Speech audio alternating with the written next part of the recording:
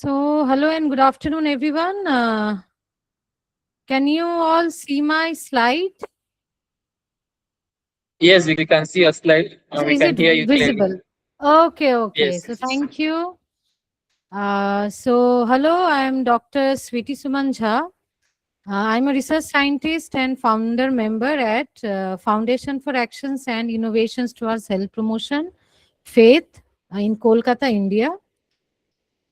And before I start, first of all, I would like to thanks the entire organizing team for inviting me to speak on this very important topic on co-creating community solutions to antimicrobial resistance or AMR.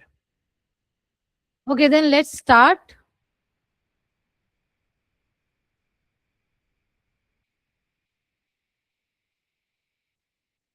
So let's start with a story. Okay, a story to begin.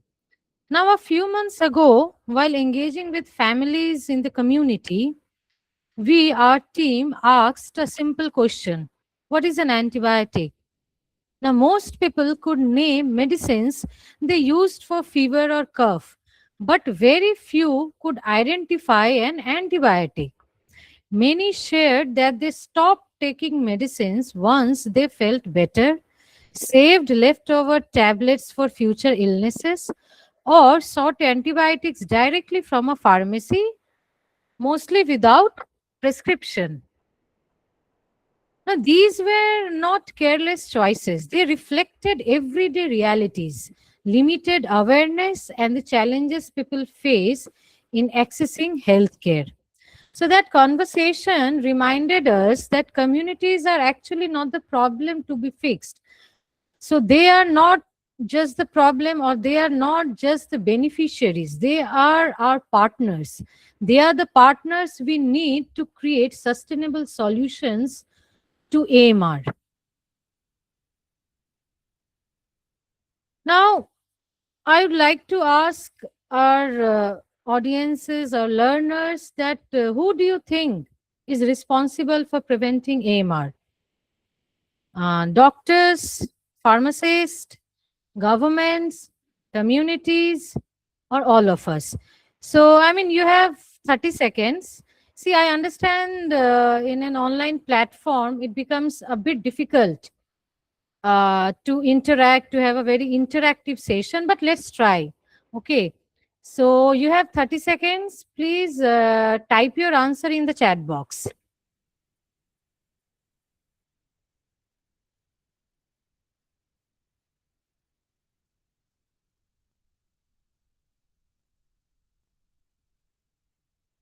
Yes, so now I can see people are writing their answer in the chat box.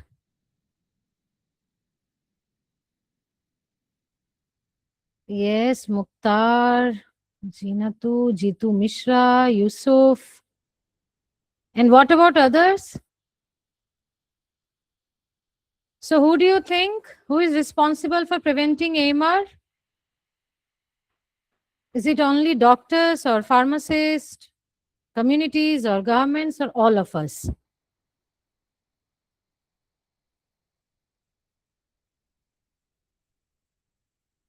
Okay, fantastic, wonderful. So I can see many of you have written, all of us, we are all stakeholders. That's wonderful.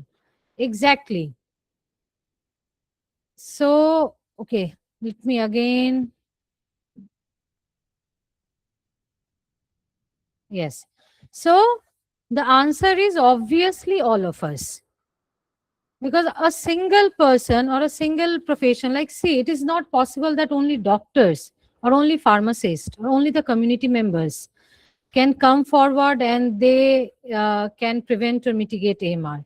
The important thing is we all have to come forward, right? Each and every person is actually responsible for preventing AMR. Now, why AMR at all matters, right? So, antimicrobial resistance is a global health threat. Antimicrobial resistance is the greatest public health challenge of our time. AMR or antimicrobial resistance, it occurs when microorganisms like bacteria, viruses, fungi, and parasites, they no longer respond to medicines. So if a person is having an infection, just for an example, if a person is having a throat infection, it can be bacterial. So even if you give, prescribe some antibiotics, but those antibiotics are actually not working. Those antibiotics are actually not destroying or killing that bacteria.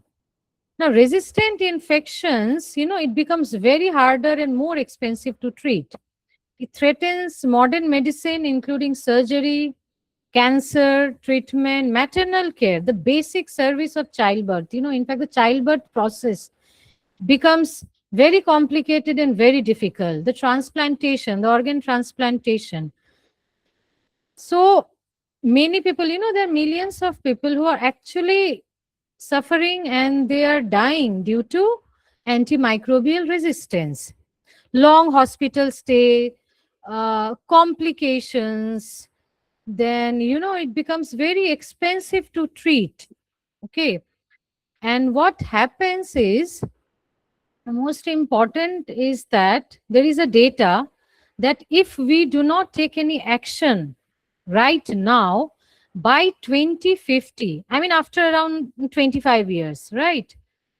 More than 10 million people will die just due to antimicrobial resistance.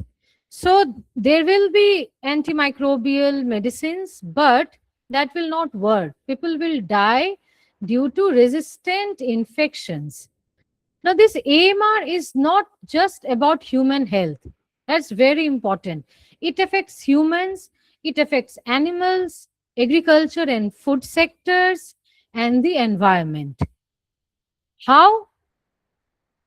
You have to understand about One Health approach or the One Health perspective.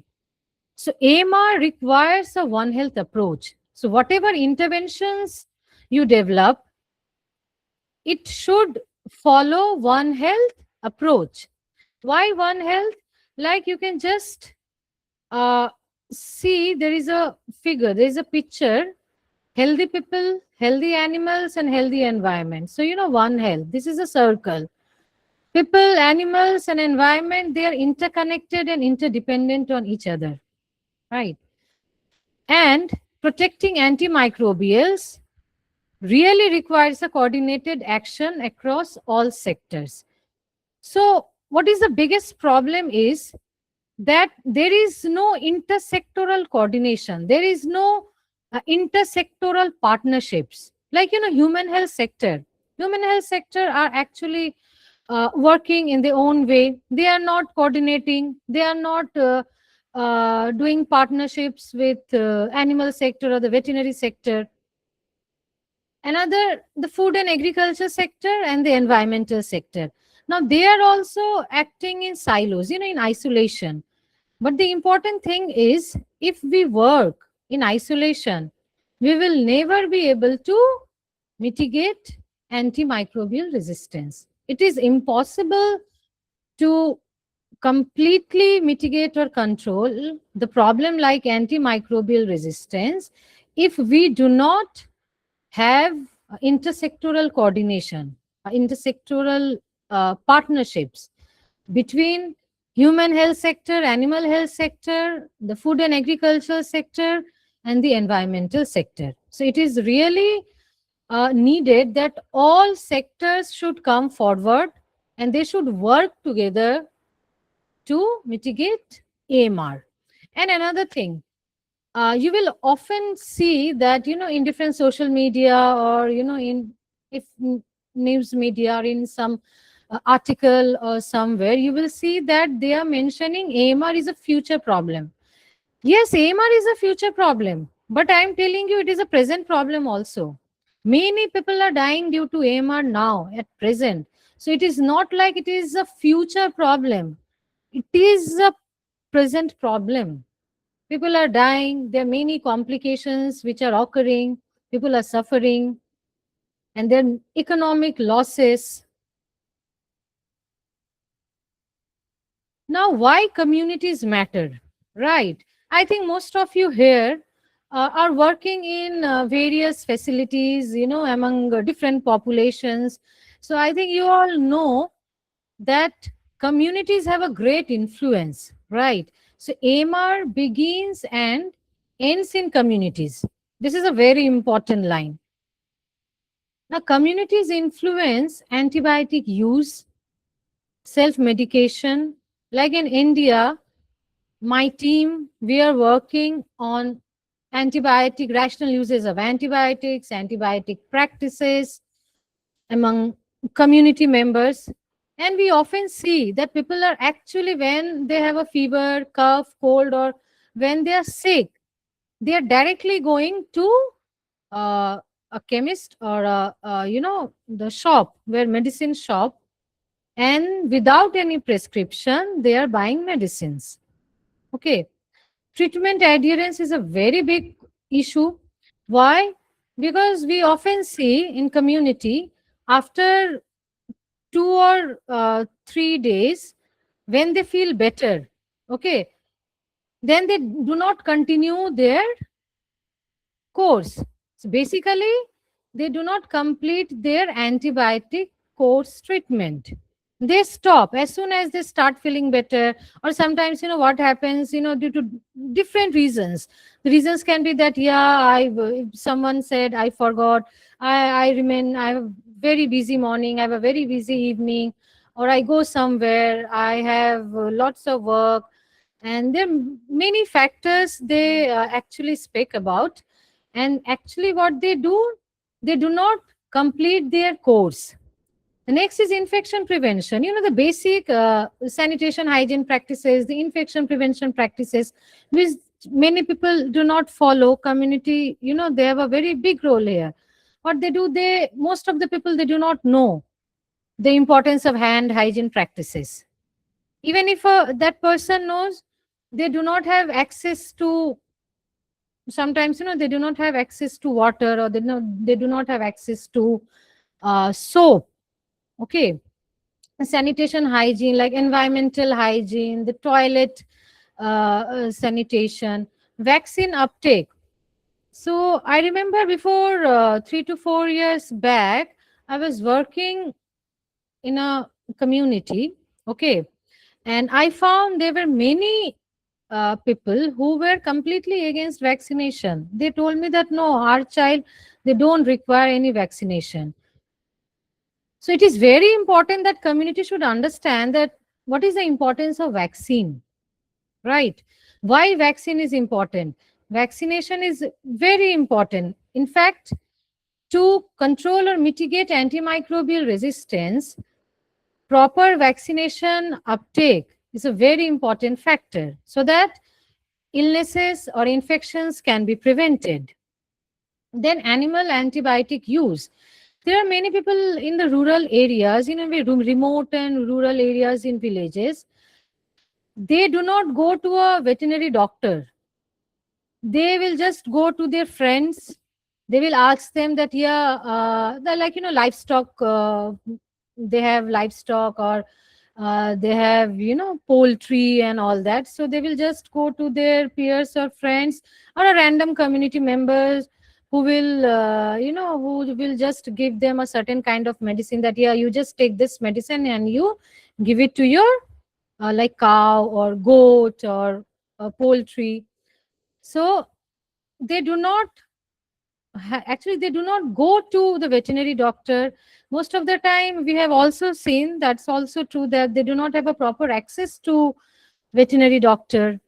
Environmental practices. I have seen, during my qualitative interviews, I found that many community members, they throw leftover antibiotics indiscriminately anywhere, like in lakes, in other water bodies, in rivers, in ponds.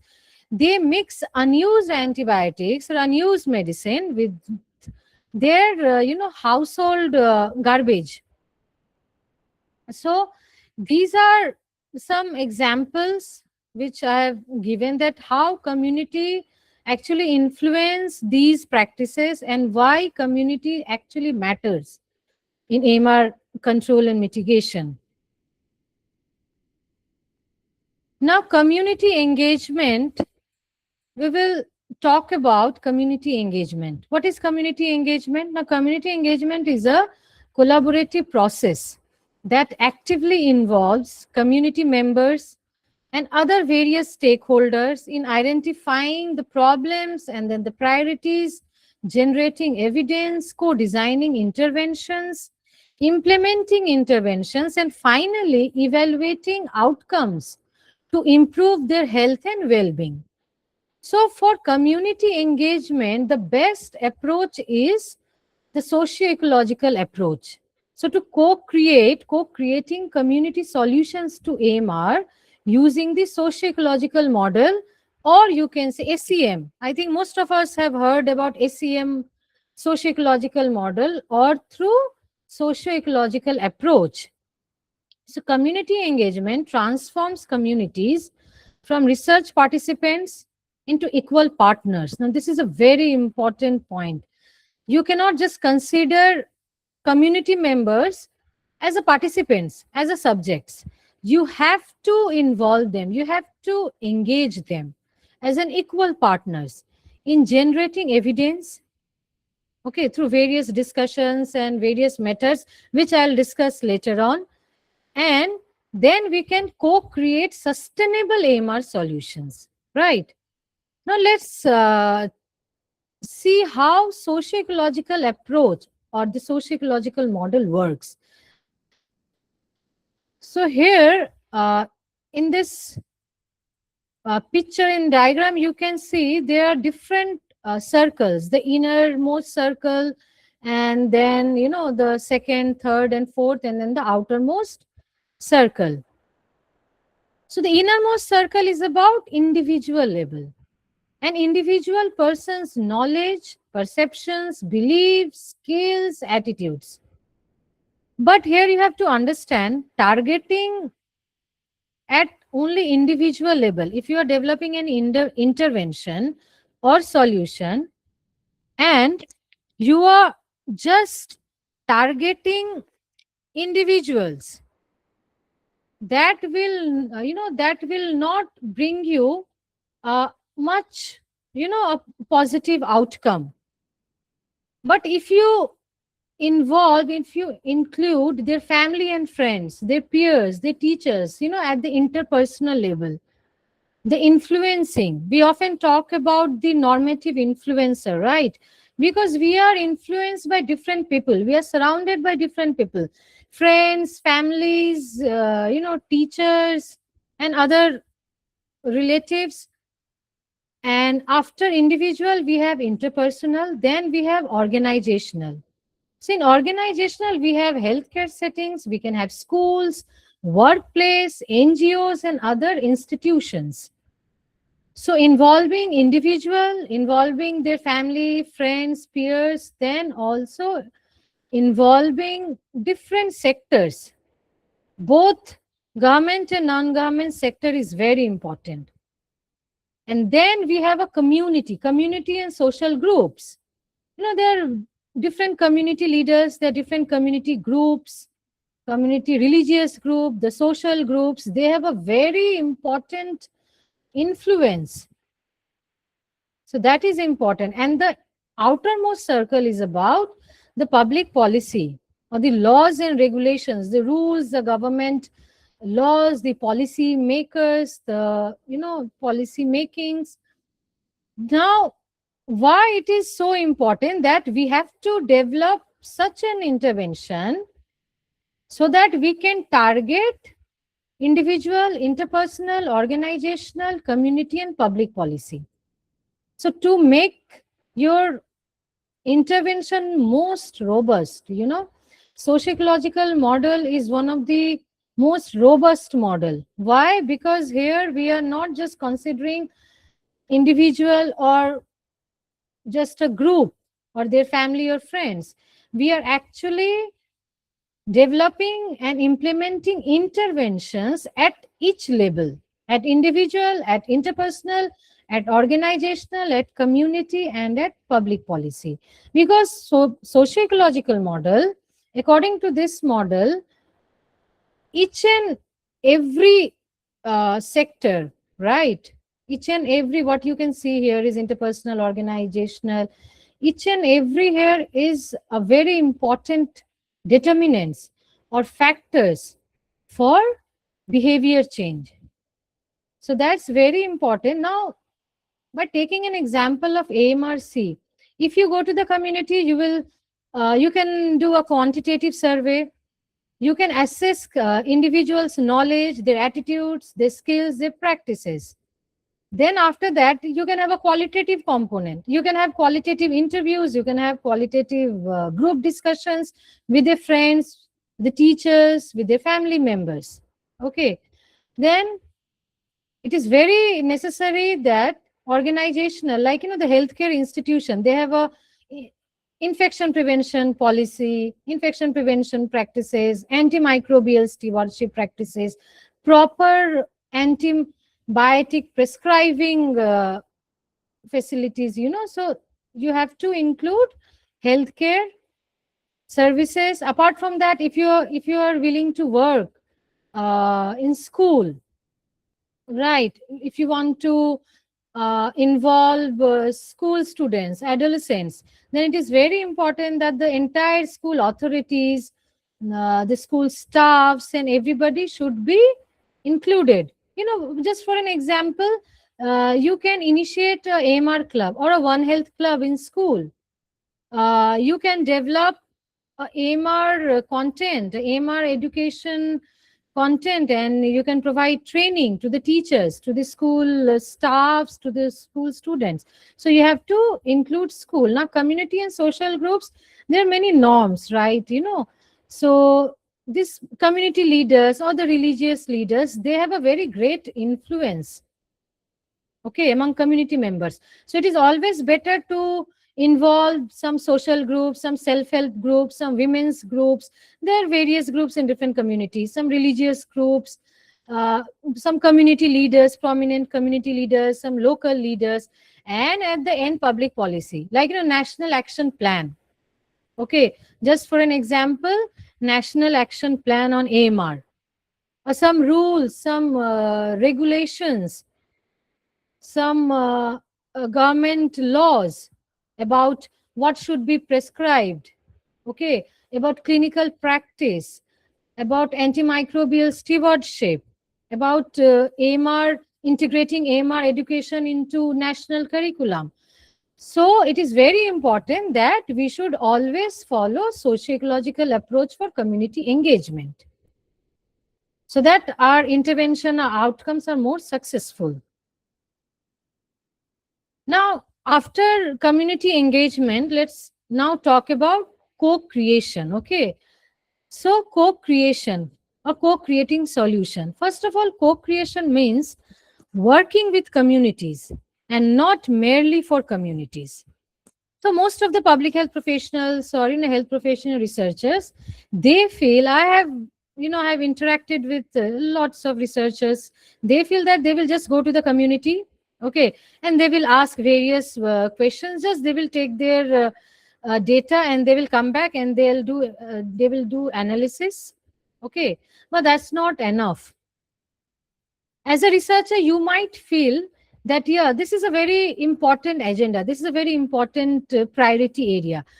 But when you start interacting with communities, when you start engaging them, when you think that they are your active partners, not just a passive recipients, right? They are the active partners. You will involve more, you will communicate more with them, and then you will find that there are lots of issues are there. So as a researcher, you decided that you will be working on knowledge enhancement or awareness of rational antibiotic use.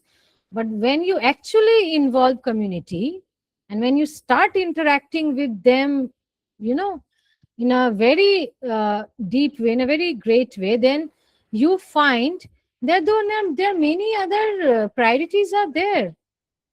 You will find that most of the people, they know that how actually what is rational uses of antibiotics, but there are other issues. They do not have access to healthcare facilities, or they do not have access to proper infection prevention facilities, they do not have access to water and sanitation hygiene facilities. So that is why co-creation is important. Involve them, engage them as an active partner, right? Not just like they are your beneficiaries or they are your participants or subjects. So that's very important. Now, co-creation is a collaborative and continuous process. That's very important. It is not about just one time. You keep on interacting with them, you keep on getting feedbacks from them, and you keep on refining your intervention, a kind of iterative process. So it's collaborative, continuous, and a participatory process where you actually make them engaged. You actually you do community participation actually. Why? To identify the problems, to develop or design interventions, to implement interventions, and finally you evaluate the intervention's outcome. So co-creation involves listening before acting. So first you have to listen to them. Listen to them in the sense that you first talk to them. Okay, you interact with them, you see what are their issues, what are the barriers, what are the challenges, and what are also the facilitators. What do they think about AMR? Okay, share decision making and respecting local knowledge, joint problem solving, shared ownership, and continuous learning. So whatever you gain information from them, you should actually use those information to develop intervention and share decision making. You should always interact with them, you should share whatever interpretation you have. So you should always talk to them that yeah, after data analysis, now we have, this is the data, this is the scenario. Okay, respecting local knowledge. Why? Because their lived experience, their local knowledge is very important. They might have some traditional practices which are good. Okay, like in my tribal school community project, which I'll discuss later on more deeply, what we found that the community members, they have a very good understanding of environment conservation, about conservation of biodiversity, about ecosystem. They might, they did not have a very core technical knowledge, I would say. Okay, no very difficult or certain technical terms they did not have any idea, but the general understanding of ecosystem, about animals, about human, animals, and environment connection, which we actually say one health. They don't know what is one health, what does one health means, but they had a very good understanding of interconnectedness of human, animal, and the ecosystem. So you have to respect the local knowledge also.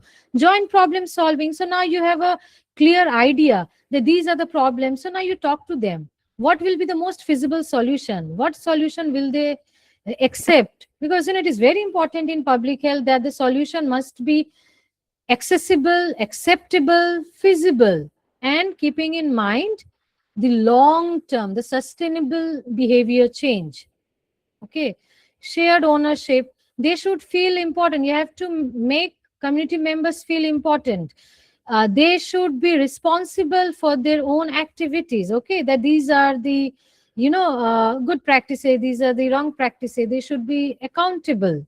So communities ownership, communities own voices, and communities responsible, the sense of being responsible is very important. And continuous learning. Why continuous learning? Because every time you develop, you implement, and you evaluate, then you get some feedback, or you have a interpretation in data that why this particular intervention, like you can have a data, you can have a quantitative in percentage that only this percentage of people learned about AMR. Then why you have to understand why rest of the people did not learn. Why? So that's why you have to understand, you have to evaluate, you have to have a very good feedback. And again, you have to refine your intervention. So, iterative process. So, continuous learning is important here. Next is, let's talk about six principles of community co creation: participation, trust, equity and inclusion, transparency, local ownership, and sustainability. So, like we were discussing, see that participation, community participation is important, right? You have to involve community members. Trust, you have to communicate them, you have to gain their trust. Okay, the communication should be very clear. Okay, don't use a very tough or very like a very scientific person, a very scientific word or technical word which community members will not understand. Okay, equity and inclusion, transparency. Why? Most of the time it happens that some active members are actually being engaged, but there are many vulnerable populations which are left out. So as a researchers, it is very important that every member, okay, every member should be treated equally and they should be included. It is not like marginalized population or the vulnerable population, you will not be including them. So it is not like that. Different age groups you have to include, from children to young people, adult to women, men, elderly population. So you have to include every age groups and every population. Okay, there should be a transparent, whatever you get information from them, and then you do some analysis, and whatever the results are, you should communicate with them properly. Everything should be very transparent. Okay, there should be mutual trust. No? Then local ownership. Yeah. So why local ownership? Because just now we were talking about. Sorry, I'm just. Am I audible properly? Because I'm facing some issues with my microphone.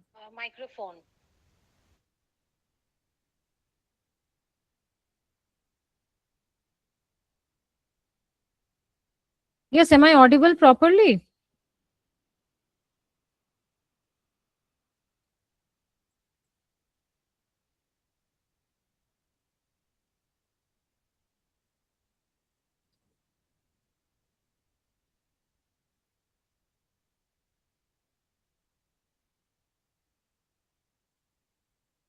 Am I audible properly? Because I'm facing some issues with my internet and microphone.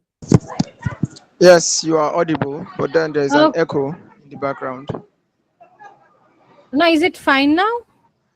Yeah, it's fine now. Okay. Then okay, let me then continue.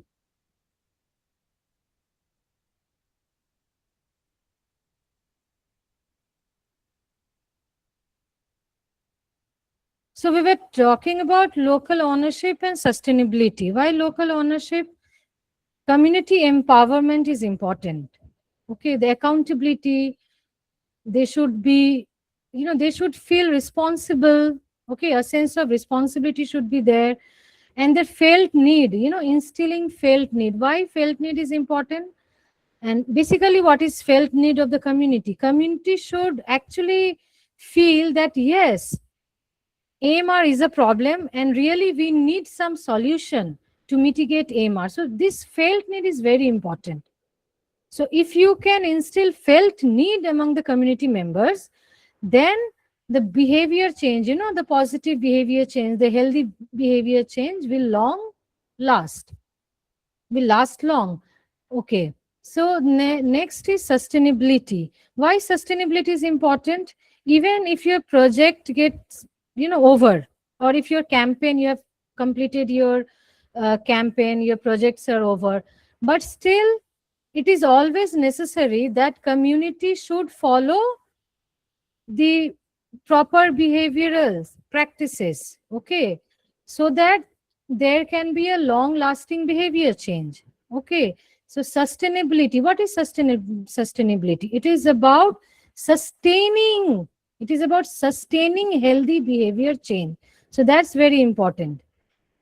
So you have to engage the community in such a way that at the end, even if your campaign, even if your project or activity gets over, still people, the community members, they feel engaged and they will keep practicing the good behaviors, okay? The proper practices they will keep doing. Now, community stakeholders.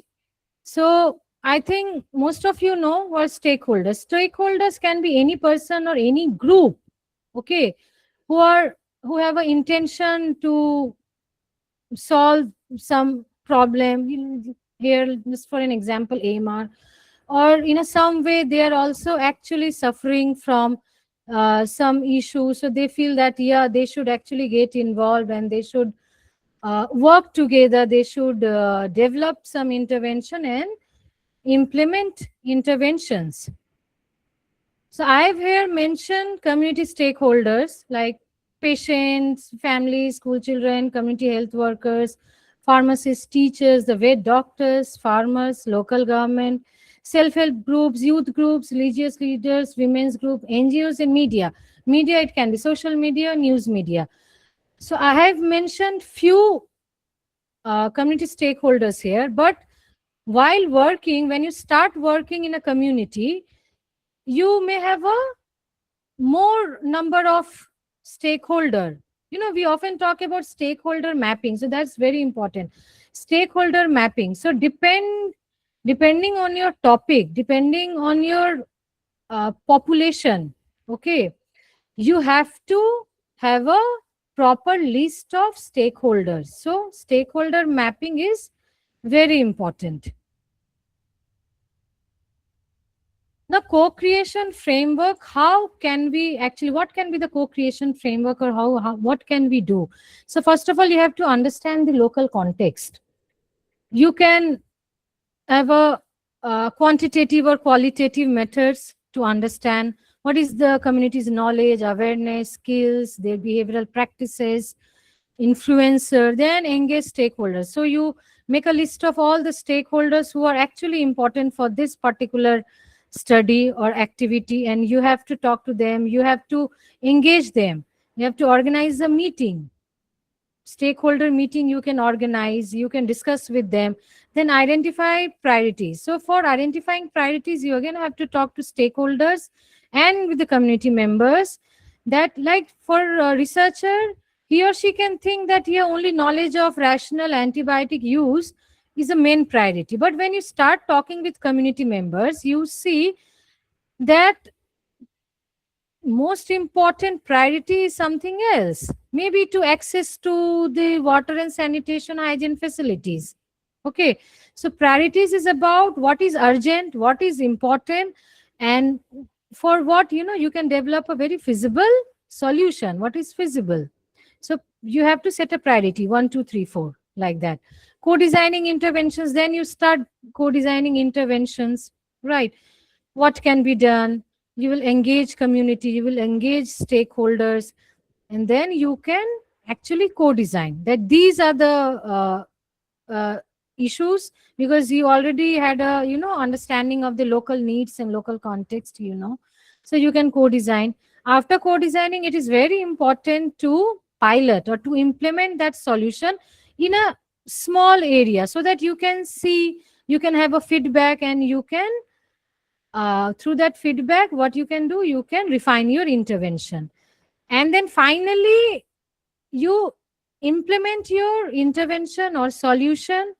After implementation, you have to evaluate, okay? After evaluate, you can do through quantitative methods or qualitative methods, okay?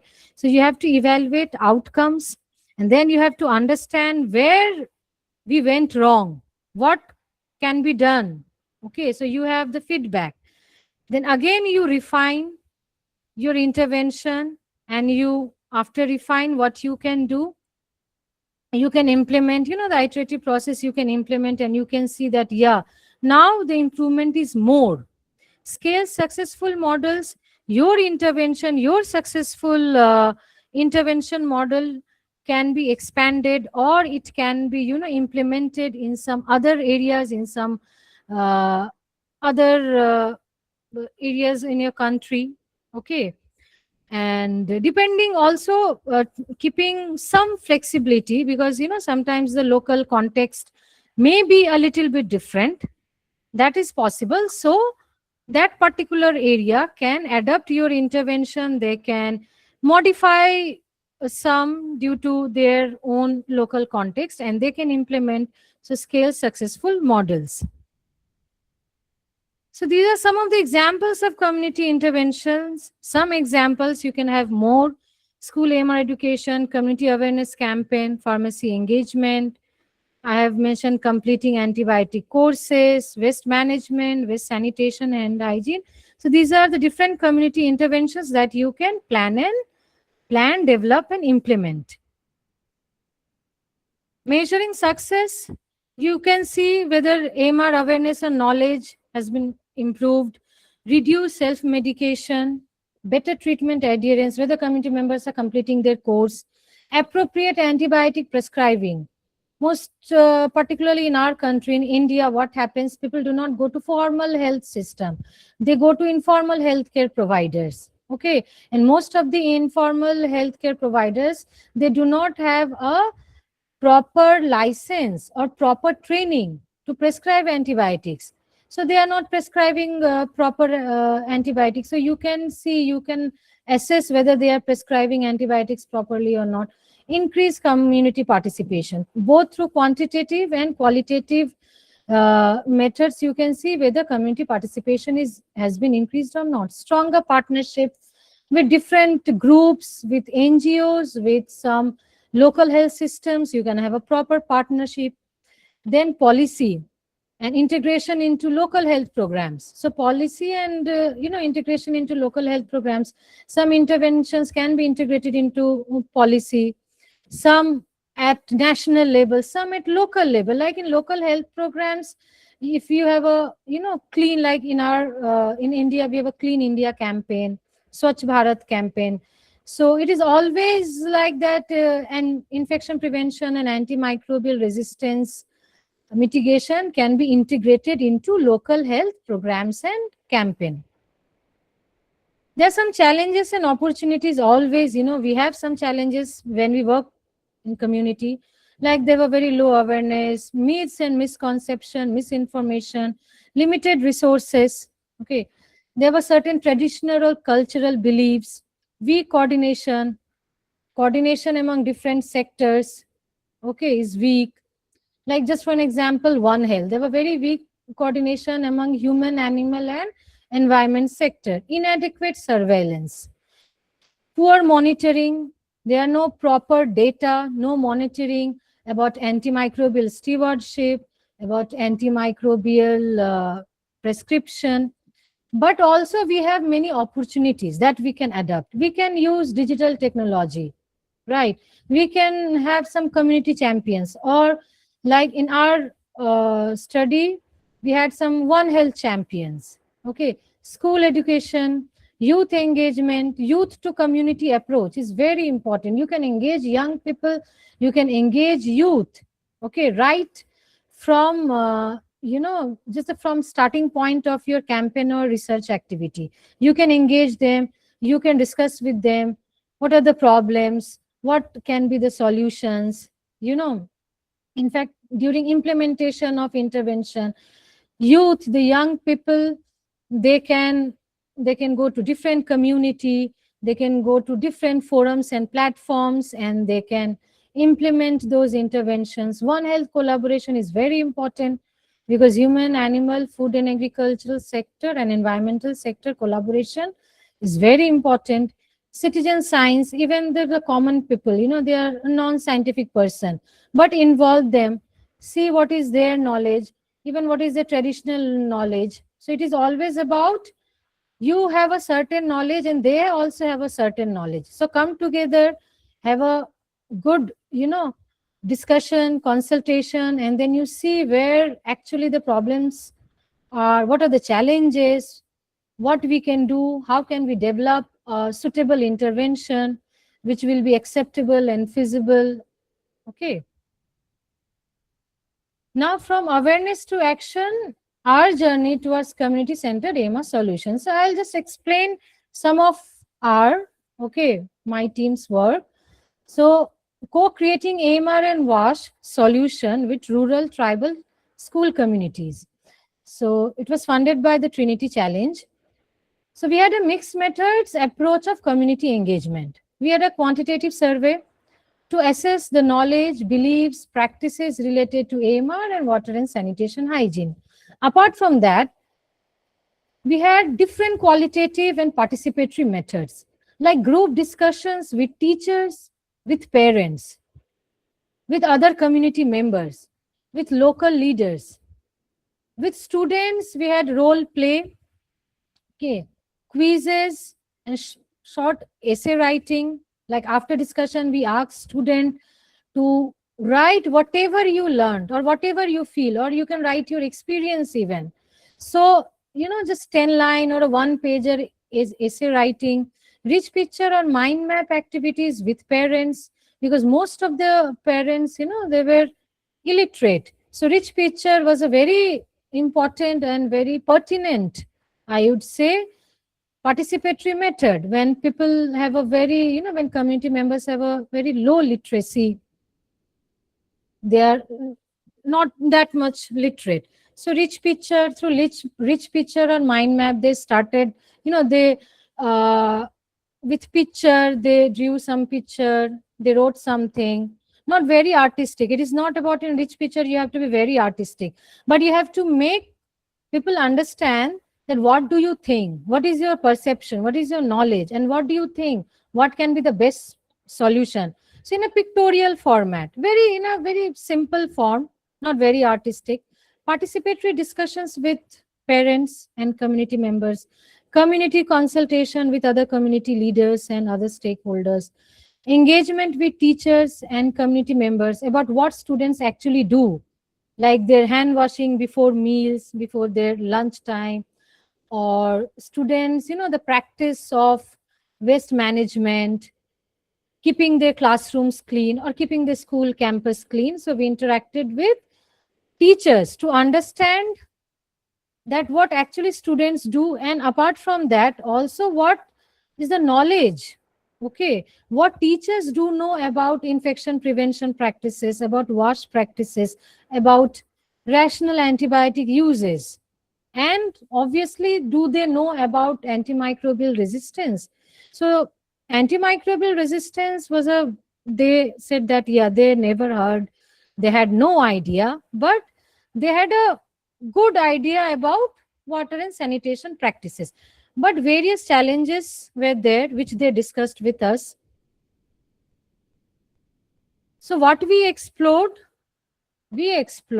children's understanding of wash, antibiotics and infections, their norms, beliefs, and everyday practices, water sanitation, hygiene behaviors, some cultural and social influences, barriers to healthy practices, what are the challenges, what are the cultural norms. In tribal areas, they have certain traditional knowledge, they have some cultural norms and beliefs, which they feel that is very important. Then local priorities for improving AMR awareness and water and sanitation hygiene. Then another study among rural and urban communities. So understanding community perspectives to inform AMR interventions. Here also through mixed methods approach, we engaged community members. So quantitative component was about survey to understand their knowledge, beliefs and practices related to infection, antibiotic use in AMR. And qualitative component was about interviews, in-depth interviews with community members, the grassroots level health workers and the community volunteers. So communities, grassroots health workers and volunteers informed the intervention design. It was not like we as a researcher, we decided that what will be the intervention, what will be the methods of intervention, health promotion methods, or what messages will be there. It was not like that. We engaged communities, the frontline health workers, the community volunteers, so that we can develop a very robust intervention. Then grassroots health workers and community volunteers, they acted as a trusted partners during implementation. So when we implemented our interventions, grassroots health workers and community volunteers, they actually provided all kind of support. They engaged, they participated in intervention sessions. Interventions were adapted to local realities in both urban and rural setting, because in rural area things are different and in urban things are different. So context specific interventions were developed. Post intervention evaluation assessed change in the knowledge, behaviors and acceptability. And so we explore knowledge and perceptions of antibiotics in AMR, health seeking behaviors, and antibiotic use practices, their social and cultural beliefs, the community norms and normative influences, household decision making process, barriers and facilitators to appropriate antibiotic use, their community's need or felt need, their priorities, their expectations for AMR interventions. So at the end, call to action. What we learn is communities are the solution. Okay. So it is not about that communities are just your beneficiaries. You have to engage them. And another thing, you have to move beyond only knowledge and awareness. I have seen that many people, they have a very good knowledge about it, but still they do not practice. No action is there. So awareness or knowledge alone is not enough. So you have to assess their awareness. You have to, participation is important. Community participation, stakeholder engagement is important. Partnership with various stakeholders, with various institutions is important. Then you can co-create your intervention, your solution, and then you implement the action. And finally, it can have a sustainable impact, the long lasting change. Okay. So when communities become partners rather than recipients, antimicrobial stewardship becomes a shared responsibility. So this is a very important message which I have mentioned here, that you have to think community as a partner, not just as a recipient. Then only, the antimicrobial stewardship becomes a shared responsibility, right? So thank you. Thank you for your patience. Thank you for listening. Thank you so much.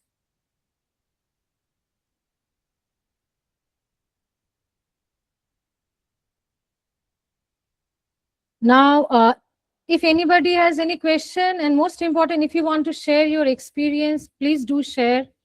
And as I always say, it is always a two-way process. Learning indeed is a two-way process. I share my knowledge and experience. You also share your knowledge and experience, right?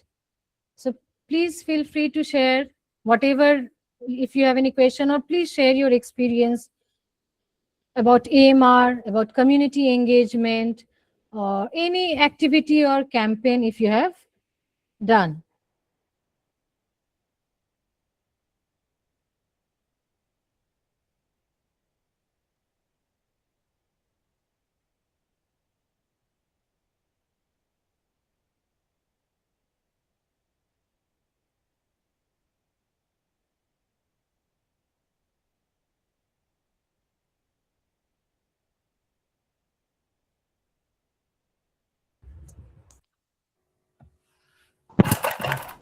All right. Um,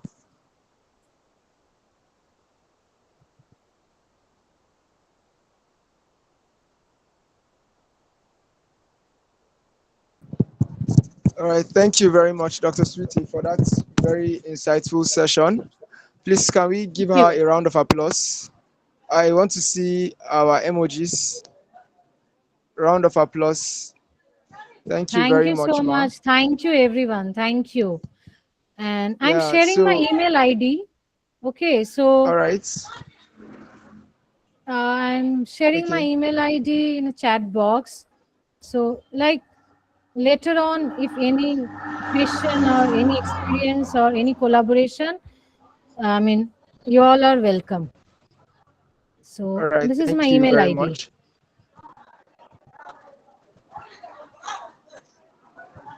Okay. But Zakaria, Okay, thank you very, very much, Dr. Suman. I think you brought in your on the ground reality and your expertise in antimicrobial resistance, especially co-creating solutions with the community. I deeply agree with you that the community is a solution, and we need to see them as part of the solution that we are trying to create for them. And I told you, as we've had myriads of experience, working with grassroots communities, and this has been one of our strengths over time. I think, few months ago, we were in a very, very rural community, or let's say the abattoir, where we talked to locals on how best they could prevent the spread of antimicrobial resistance in a different perspective, which is coming from slaughterhouse, from the meat and likes like that. We get to understand that it's very important we use languages they understand. But before we did that, as you mentioned earlier, it's so important that we conduct stakeholder mapping, conduct this mapping effectively to know who our target audiences are and how best can we approach them. And following the steps that you have reiterated here today has helped us achieve some serious success and helped us also pilot one of the projects that we are looking forward to, expanding to other regions of the country, which is the National Youth AMR project, where we had several young individuals spread around Nigeria conduct different campaigns in the grassroots using similar model like this to understand the problem of antimicrobial in their community and provide solutions to them. We would glad to expand to India, and we're glad to work with the organization to see how best we can have more like a global youth movement on the fighting antimicrobial, especially using this principle that you've shared with us on this call today. So thank you once again for honoring our invitation. And I believe this is a two-way thing, as we've mentioned. We continue to share expertise, and we also continue to learn from you and other experts within the field of antimicrobial resistance. I'm sure we are going to have more questions from participants on the call. So if you have questions, please kindly use the chat box or feel free to raise your hand and we have some conversations. Thank you. Thank you. And yes, we can discuss more later about how we can collaborate, about what youth engagement activities or campaign we can implement in India and in Nigeria. Right. So yeah, I'm very happy, and I'm very happy if we collaborate in future.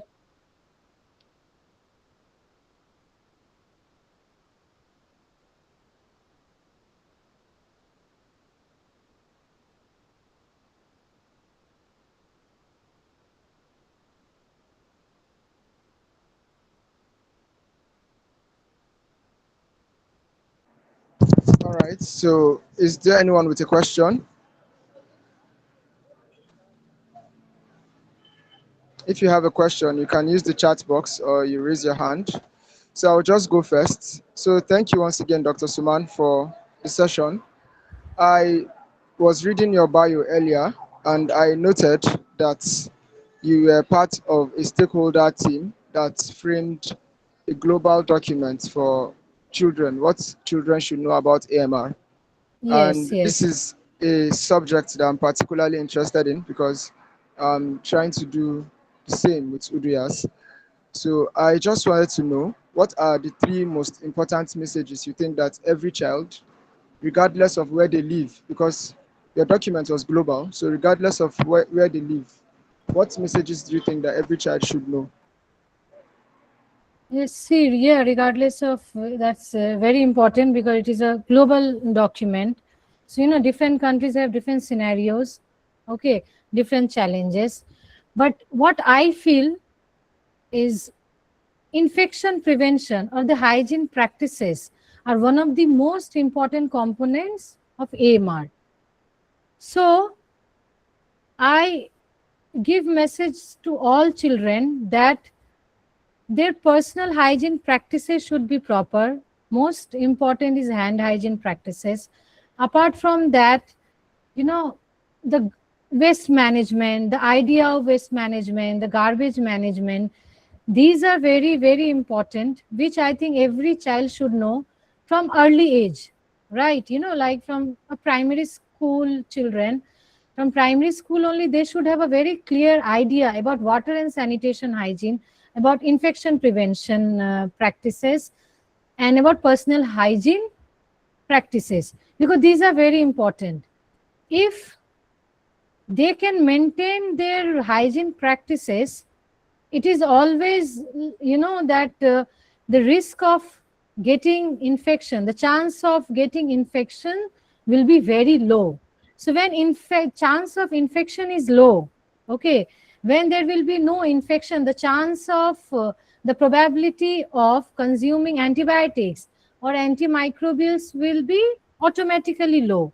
So it is always better that infection prevention control practices and policies should be very strong in any school, in any country. That's very important. So that we can prevent infection. Once we prevent infection, then we really do not require medicines, or we do not require antibiotics, right? The probability of consuming antibiotics decreases. Yes, thank you.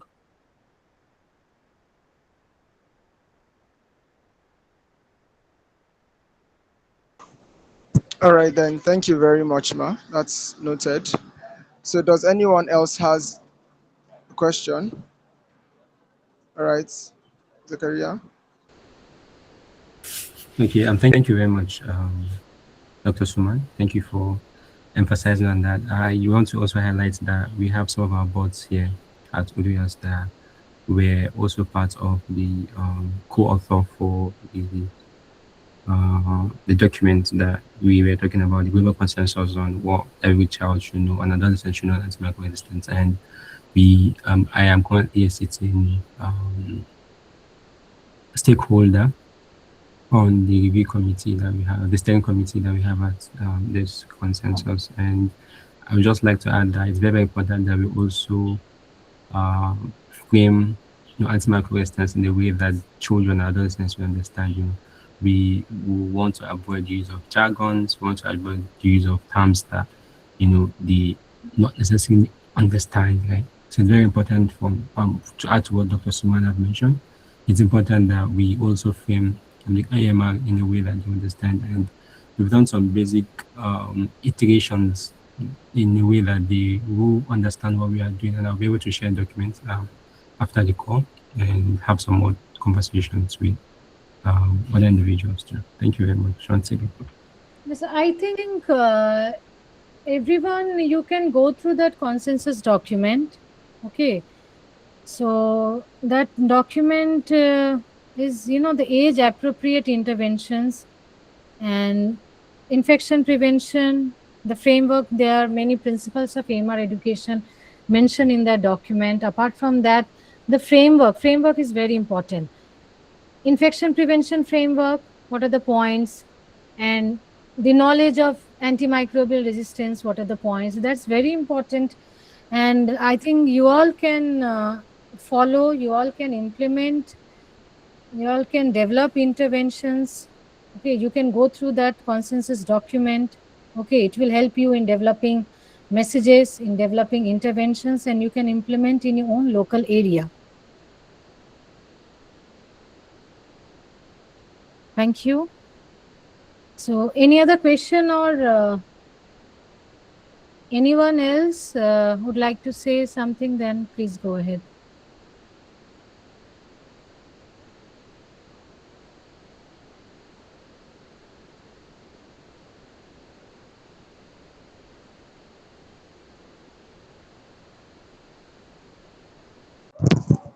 Okay, any more questions?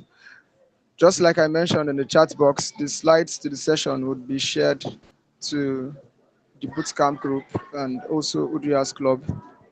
So you can look forward to that.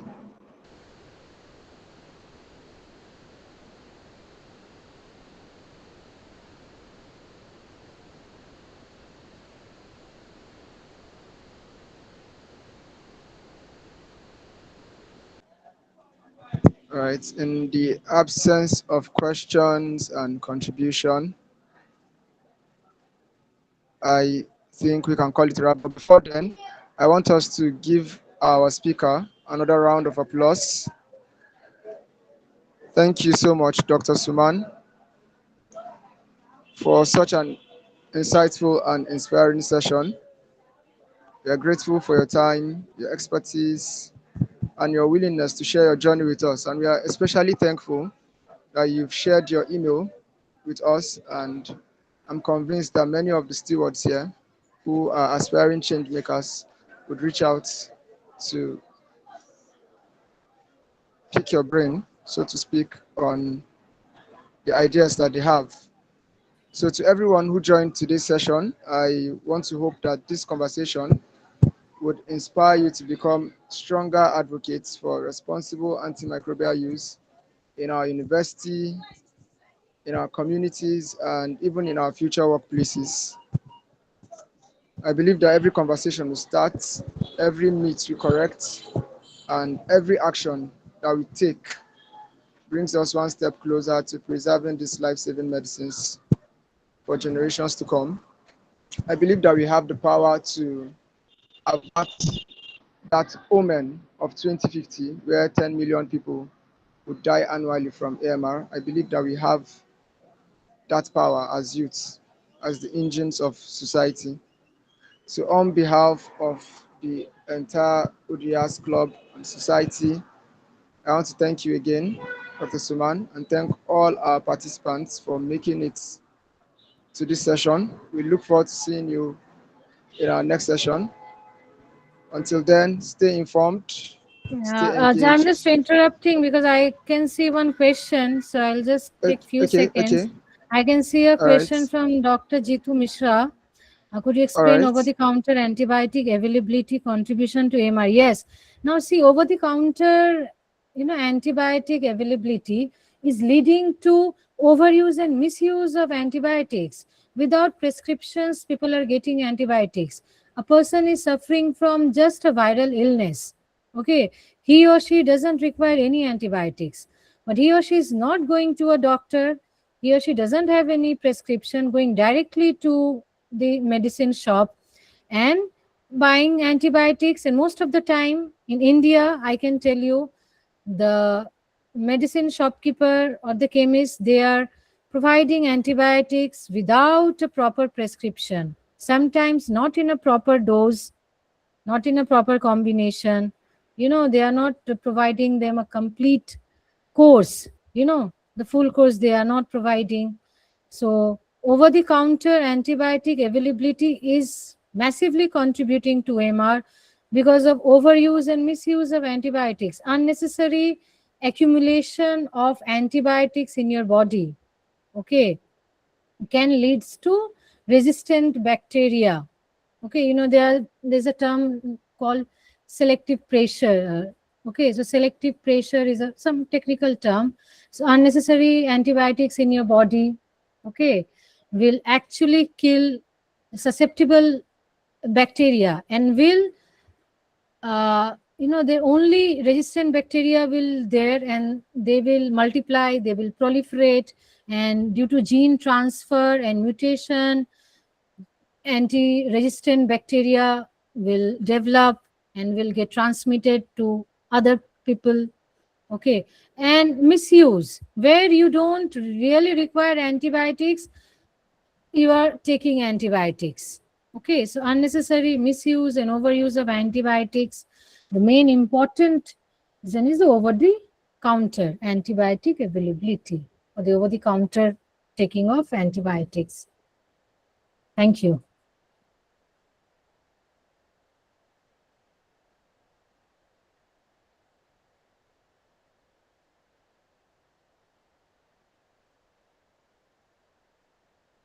Oh, great. So this is your MD thesis. All the best for your thesis.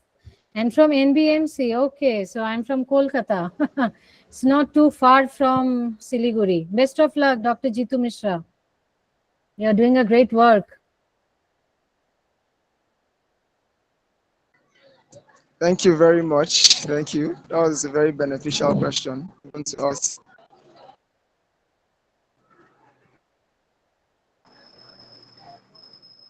Is there still any other question? I want to be sure that we've exhausted all the questions before we call it a wrap. Okay, so thank you. Thank you, everyone. All the best. All right. Thank you very much, ma. Okay.